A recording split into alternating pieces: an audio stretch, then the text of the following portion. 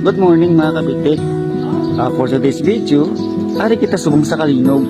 Kung sabihin, mabuli kita sa harvest ka okra. Let's go!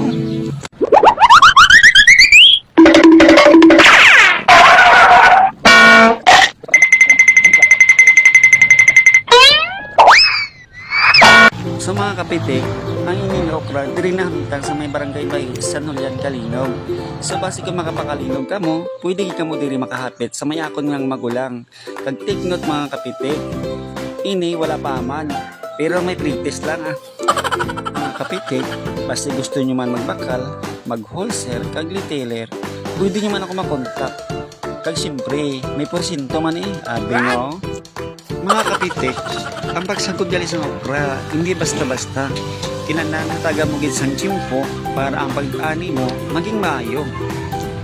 Kung nagapati, kung maginta ng mga iban, siyempre may pangayoon para sa sunod anon. Kag ang pag-harvest gali sa okra mga kapitik, kailangan naka-jacket ka. Kay kung hindi, makatol. Hindi pero sang iban nga daw ginakatlan.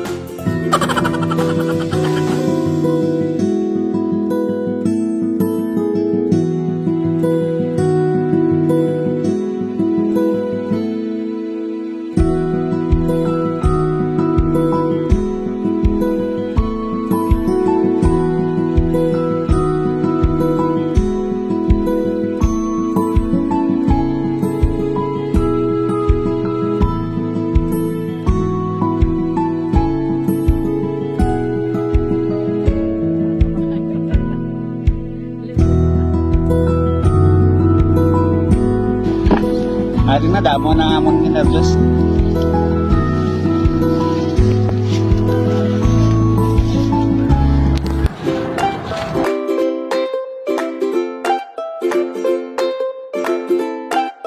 Mga kapitik, pagtapos namon sang ani, siyempre, laino na ang gagmay kag dalagko, pareho sang matubo or kurang, para ready na for pick up sa mga customer.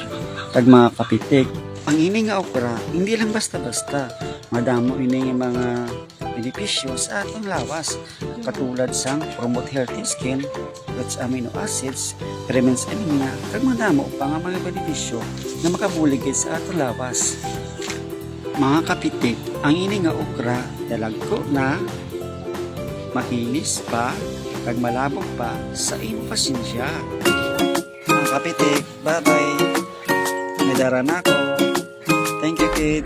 Thank you for watching.